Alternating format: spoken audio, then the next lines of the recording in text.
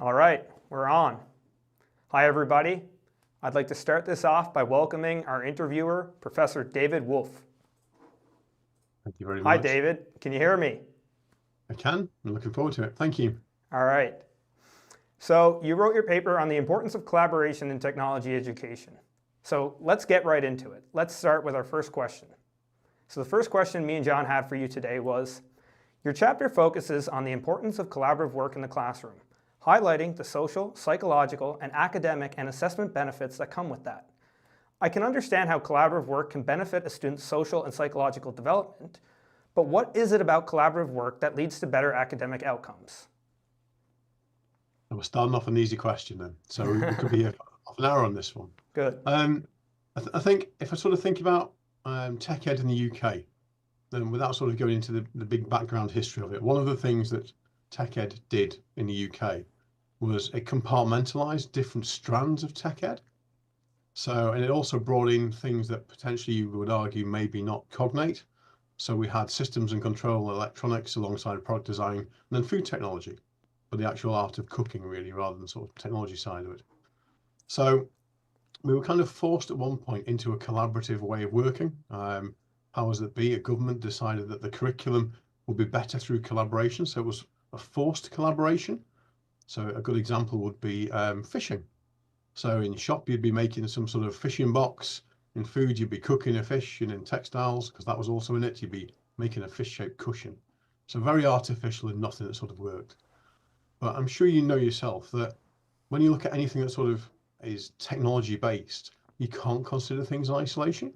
Mm-hmm. So if you think about math, when I was teaching in a school, I ended up in a situation where I'd try to describe to a pupil about how much it would cost or what they'd try and do. And they go, oh, we don't do that, sir, not at all. That's mathematics. We don't do that. We're here to make things. And you go, yeah, but you can't separate them out. So I think collaboration really underpins excellent academic outcome, because what it does is it lets you look at things from different perspectives. It lets you draw on strengths. It lets you understand different stakeholders, materials, the whole range of different things. And collaboration can take many, many different forms. So I really do think that benefits not just the individual, their way of thinking, their way of working, but actually the outcomes and their approach to sort of general problem solving and everything in daily life, really. Yeah, I think that definitely follows what I read about in your paper. Moving on to question two. I hope we're not too rushed along here. But many talk about the problems of assessment within technology education, as they believe it should be graded on a finite grade scale, similar to that of math and other sciences. However, subjects such as history, art, have always incorporated some interpretive judgment-based grading, so why can't technology education? Do you think that the most effective form of assessment could be a combination of these both? I think that's an excellent question. And again, if I kind of jump back to where sort of design technology, as it's called in the UK, tech ed, where it's come from, we ended up with a very awkward situation where, certainly in sort of lower secondary school, then we conflated a lot of things. So you would end up doing different subjects. So you'd end up doing resistant materials, principally wood, alongside textiles and food, which is what most schools would do. And then you get teachers saying, well, okay, how do we aggregate the marks that come out of the back of that? And really, they were all aiming for the same curriculum, all aiming for the same grade descriptors, but trying to compare a sponge cake to, I don't know, again, a cushion or a box or something similar. So I think what we've got in the UK is a lack of definition around what technology education is and what it looks like. And there's lots of overlap. So I think people try and take the same approach where they go, okay, you're making a product, so let's evaluate the product at the end. Not the learning that's gone into making that product, but it becomes very product orientated. And it has been in the UK for some time now. Yeah. A good 25 years. So if you're making a product, then you can sort of, take Kimball's work on, adaptive comparative judgment, and lots of other people have been in that sort of area as well, where you look at one thing compared to another and you can come up with a scale. This is the best, and this one is, the one that requires the most improvement, let's say. So if that's the case, why can't you just assign in marks? Well, you're absolutely right. If you think about all of the creative work that goes in there, the thinking, the individual journey that's been undertaken, actually does the best product represent the best learning? And Y- if it doesn't, is it learning we're trying to assess, Yeah. or is it the actual outcome? And I think that's where the scale starts to become problematic, certainly in the UK. You know, if you take English, I think it was one of the examples you gave me in the question, Hmm. then it's quite subjective. I'll read something, you'll read something, we'll have a set of criteria. And you would hope that through some form of moderation or standardization, we'd come to the same sort of grade and outcome. Yeah, I But when think, it, oh, sorry. no, I was going to say, when it comes to tech, is it as clean cut as that? And that's the question that Yeah. I've got for you. I know for here in Newfoundland, we often follow the design process. And part of the design process for us here in Newfoundland is the majority of our grade on a project will be based on your design brief. That the idea is that you're working on this design brief during the making of your product so that your grade isn't reflective of just your end product, but more so the journey of how you got there, which I think is kind of what you're leaning towards and where you think the grade should be weighted to in the design process. I think you're right, and I think that's a good sort of summary of that. But again, I'd kind of come back to what is it we're actually trying to assess? Yeah. You know, are we trying to assess the learning? Because if we're trying to assess the learning, then how are we doing that through the design process? I'm not saying we can't, Yeah. but it's more complex Yeah. than just having a scale. Yeah. But equally, I think it does need some form of scaffolding to be comparable, and that's something that the English system tries to strive for, because we like our league tables. We put everything into league tables, so you know that's what we're trying to do. But I think you're right. I think you know what you did say, or what you did ask me, is a combination of both the most effective. I do think it is. Thanks.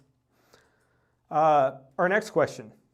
Collaboration is inherent in almost every situation outside of the classroom. In sports, extracurriculars, employment, these all require an individual to be working as part of a team. So why do you think our education system is still so individualized? I think that's a tough one. Again, I can only really talk about UK context. So, design technology is an educational construct in the UK. It doesn't exist outside of education. We don't see jobs for design technologists. We see jobs for strands that come from or underpinned by work in design tech. So I think the people that originally drafted the curriculum didn't really understand it, and I think the way of silo working is partly there because it is that quite ill-defined amorphous subject where the boundaries continue to change. So my career, I mean, you know, I know we're going out live, but I will say that in the conversation we had before, it's clear I've been teaching longer than you've been alive, which is a scary thing for me to admit to, but let's just throw that out there too. Yeah. I've seen the integration of things like laser cutters into sort of schools, which, you know, when I started out teaching was something I would never have thought of. But what have we actually lost in terms of the tech ed curriculum? What's that been replaced by? In the UK, it hasn't. It's a bit like an endless well that you keep pouring technology down on top of things. Yeah. We try and embrace everything and keep going. So I think to try and manage that, that's one of the reasons why it stays individualized, because you have experts in certain things. They try and do that, and then other people come along. So I think that's the teacher perspective. And from a curriculum perspective, it's probably because it isn't that well defined, certainly not in the UK. It's quite woolly and loose around the edges and can be delivered in so many different ways. Yeah, I think that kind of relates to what we talk about here in our technology education program at the university. And a big problem we have within the schools is that within education, you only have so much time. And in order to put time towards something else has to give, right? And then how do we weigh out what else gives? Yeah. And I think it's also one of the things that we suffer with in the UK is because we have sort of national drivers around English and maths, then we disapply children in schools from subjects when they're getting close to their final examinations so they can concentrate on English and maths and achieve certain grades. So one of those subjects tends to be tech ed, along with others. It's not just tech ed. I agree. It's has a strange place. All right, let's look at another question. So question 5 we have here for you, or question 4, is one of the greatest barriers to collaborative and cross-curricular learning in schools is trying to fit them into the established infrastructure. Disciplinary silos, lack of space, time and resources are all limiting factors that prevent teachers from implementing these teaching tools. As pre-service teachers, how do you suggest we can try to work around these barriers to work to create an environment where we can put these principles into practice? Build relationships. That's the key. Building. Okay.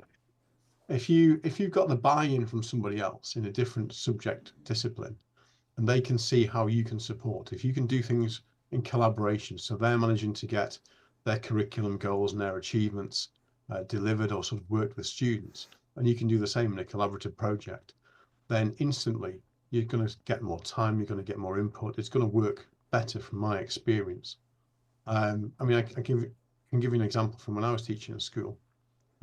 Talking to colleagues in science, physics in particular, we came up with an idea to build rockets. So we bought some rocket motors, 3D printed some nose cones, we had some people making parachutes, and we did all of that, and we kind of did it ourselves.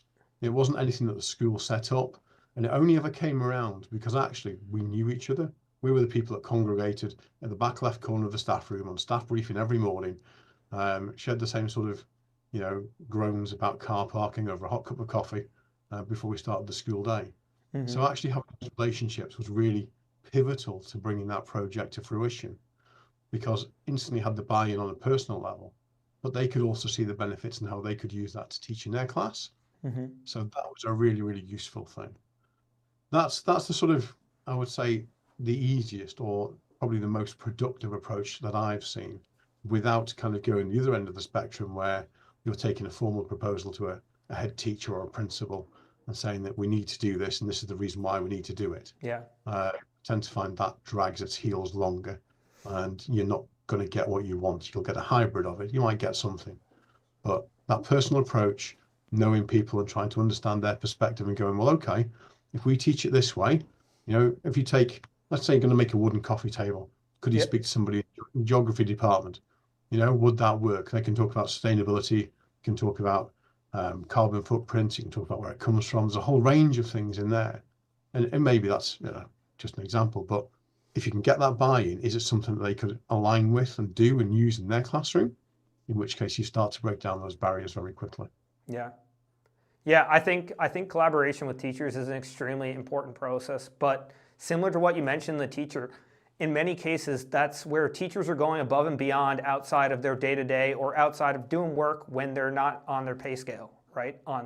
And being great. So how do we as teachers, students are only going to get as much as the teacher puts into what they're teaching, right? And it's the responsibility of the teacher then, I think, to do some of these things outside of their 9-to-5 job. It's a tough one, you're right. Pupils, students only ever get out, what a teacher's prepared to put in, set up for them. And equally, hopefully that's why you come into teaching in the first place, because you've got the enthusiasm for the subject. Not only do you believe in it, but believe in actually using it as a vehicle for a whole range of transferable skills, like problem solving, for example. So if you're working in a school that's got if you're lucky enough to have a good head of department, if you have a department at all, then getting buy-in from them, maybe they've already got the networks and they can help organize that so it fits in the curriculum time. So absolutely, there may be some time outside of it, but equally, again, you'll still have time outside of any siloed curriculum where you're still planning and prep and marking and those things. And maybe, just maybe, you can use that time for collaboration and actually bring it together. Yeah, I think another important thing is making sure and trying to ensure that you have the right teacher for the job, and you have a teacher who is really inspired to teach the subject that they're teaching in, and they're not just there to get a paycheck, right? Yeah, you couldn't have said anything better. If there's anything to take away from this today for me, that's it. If you haven't got the enthusiasm, if you haven't got the drive and the passion, then teaching's not for you. Yeah, especially I think when it comes to technology. I think, it's a big difference between a teacher who's just there to teach the tech class and a teacher who's there who wants to teach tech. Absolutely. I was inspired to go into teaching by a tech teacher that I knew many, many years ago. Lost touch with many years ago as well. But, I vividly remember those lessons of his. Yeah. They were the ones that in the morning I'd go, I've got tech today. Great. What are we doing? And I had no idea what we were doing before we walked in the door, because what we were doing, I'm convinced, was never what we should have been doing. But hey, it was a great experience. Yeah. All right, so let's have a look at another question. So you've spoken about how technology education doesn't get some of the same appreciation as some of the core science and math courses in schools. Locally, there seems to be a shift in this in the last few years, for at least here in Newfoundland. Why do you think this is? Is this phenomenon familiar to what you've seen in the UK school system? Well, I'm quite envious of you, really, because I think it's totally the antithesis of what we see. It's the opposite end of the spectrum. So we're driven very much by political ideology that sort of forms around curriculum, which is, absolutely to be expected. But what we do is we have a lot of league tables. We have key subjects in English, maths, science, and a foreign language. But actually, where does tech ed sit in there? It doesn't. We then have another bucket of subjects on the lower down league table, and tech ed can, as an elective in that bucket, if you will, fit into there, but it can be replaced by schools with other subjects, so they don't have to do it. Tech ed in lower secondary is compulsory, but not at sort of exam stage, if you will. So by the time you sort of get in that 14 to 16 where they're sitting, the examinations that are going to take them forwards into college and sort of higher levels of study, you don't have to do with technology. You used to, but again, the government at the time, probably about 20 odd years ago, about 20 years ago, made the decision then to make it non-compulsory. So we end up in a situation where schools are judged on the actual outcomes that students have. And also, just to add in there as well, I guess, we also have performance-related pay in the UK for teachers. So part of your pay rise, part of your ability to move up the pay scale is linked directly to what your pupils do in the classroom. So it's not on all subjects, but you have to nominate a class. So it's a strange sort of thing. So that probably wouldn't be offered for tech teachers. Yeah, it's mandatory. It is? Okay. Yeah, it's part of the criteria. Every teacher. It's one of the performance management targets. No way around it. You can choose the class, but you have to choose a class that you teach, providing you are teaching, not just managing, leading. So we end up with sort of a slide, if you will, in the value or the perceived value of the subject by those that aren't working in the subject. If you think about that, again, in the UK, what we have is a very tight control of the budget. Absolutely, at the moment, cost of living crisis globally, but probably for about the last sort of 15, 20 odd years, certainly tech ed in schools has been an expensive subject. Yeah. It's not always yielded the highest volume of straight A students or 100% students or highest GPA, depending on what your measure is. So lots of schools downsize and only do the mandatory amount, which ultimately leads to the fact that it's shrinking. If you then sort of take teacher recruitment in the UK for the last 10 years, it's been one of the most under-recruited subjects for teachers. Currently, I think we're paying about £28,000. So the government, if you've got an undergraduate degree that's cognate with tech ed teacher training, and you do a 1-year postgraduate certificate in education, the government will give you a bursary of £28,000 to pay you to train to be a teacher. Oh, wow. Okay, so that's the sort of state that we're in. It's a strange sort of thing. So the fact that locally you've got this shift, I think is phenomenal. I don't know what sort of stemmed it, and I just wish that we could replicate it here in the UK. Yeah, similar to that, I think with technology education, a lot comes down to budget. Fortune for us here, I do know that there are a lot of government grants offered, and grants that you as a teacher can apply for in order to get money to run your tech programs here on top of your budget. So I know that there's lots of opportunity there for teachers, but then again, it's teachers going above and beyond and doing these things outside of their 9 to 5. So if you have the right teacher in the place, you're probably going to end up with a tech room that has a much bigger budget. Yeah, we have a similar sort of thing, but you hit the nail on the head again. It's about going above and beyond outside of that normal day job. Yeah. It's also about knowing about some of these things. I don't know what it's like in Newfoundland, but in the UK, it seems to be a bit sort of secret squirrel, where if you don't know about these things, then you're asked to know about them, and even going to good old Google and doing a bit of a search, or any other search engines available, of course. But wherever you want to look for it, then it's hard to access, to understand.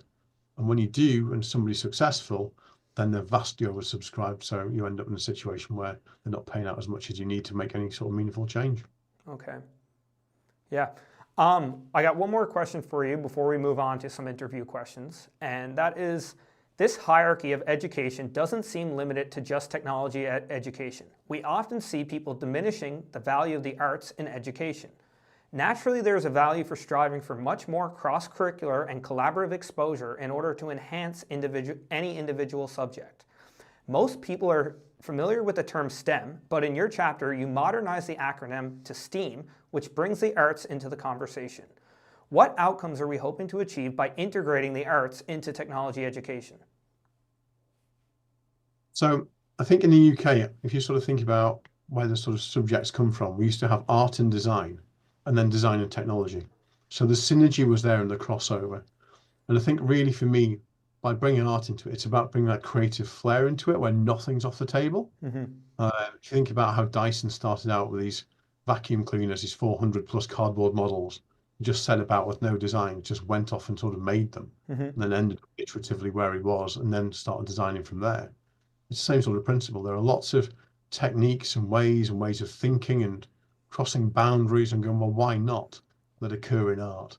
So it's certainly something that, again, in the UK, probably about the last decade, it's sort of seen a lot of prevalence.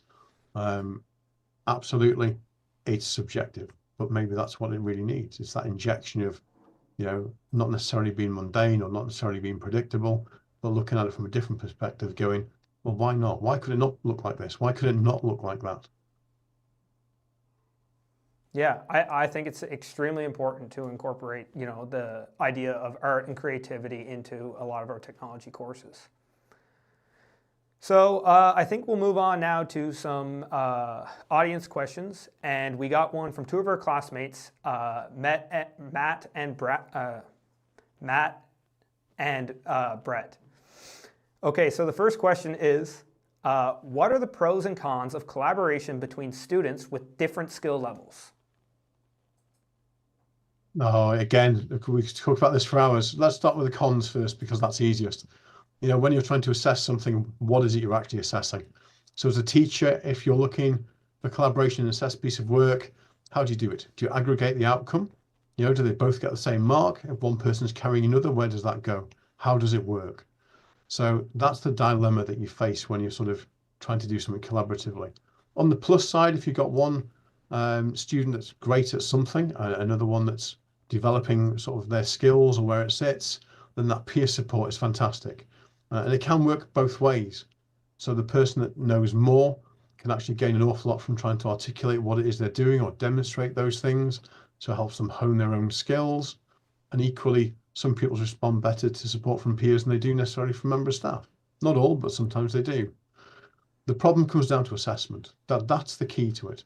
So if you're using that collaboration in the sort of formation of knowledge or the application of it, but not in assessment, then I think it's a really good technique to use. Where you start using it into assessment that's going to give a final grade for students, it's flawed with all sorts of problems. So I would suggest that's probably the bit that you try and avoid if you can. Okay, so you do see it as probably the most beneficial to maybe pair students up who have different levels of their skill sets. I think it's a really good way of doing it, without a shadow of a doubt. But again, what you've got to be careful of is how those personalities work, where that domineering nature may or may not come in. Why is the person that's not as good as somebody else or has a developing skill set? Is it because they've not had the same exposure, or actually is it because they're quite passive and they're just sort of there because they need to be or have to be, in which case is the person going to carry them? So your job as a teacher then is to moderate that and make sure that actually it's working as a pairing. If it works and you're moderating it and it's set out with the ground rules that they're both equally working towards, then yeah, I do advocate for it. Yep. Yeah, I agree. But then again, it comes down to the responsibility of the teacher, It's up to the teacher to make sure that one student is keeping up with the other and they're equally doing as much work. Yeah. Okay, so let's look at another question from our audience. This one asks, aside from getting students to write reflections, are there any other effective ways to gauge the input among group members?